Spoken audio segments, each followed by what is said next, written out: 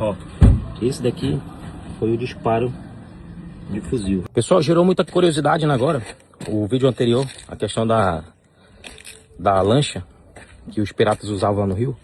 Eu vou mostrar com um pouco mais de detalhe aqui pra vocês. Deixa eu tentar mudar aqui a câmera. Ó, esse daqui é o motor 300. É um motor Suzuki.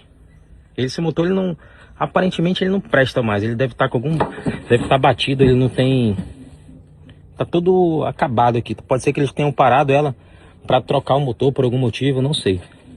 Vocês estão vendo aqui essa lancha, ela tem esse espaço todo aqui grande, possivelmente para carregar material entorpecente aqui, e os infratores para compensar o peso da blindagem dela que tem ali na frente. E olha só aqui, ó, a espessura dessa placa de ferro. Aqui na frente é um pouco mais a espessura maior, né, para poder suportar o disparo. Vou mostrar aqui para vocês, ó, esse daqui foi o disparo de fuzil. Aqui tem outro aqui, tem mais aqui. Ela tem várias marcações aqui, possivelmente aqui também. E é isso, ó, a blindagem dela.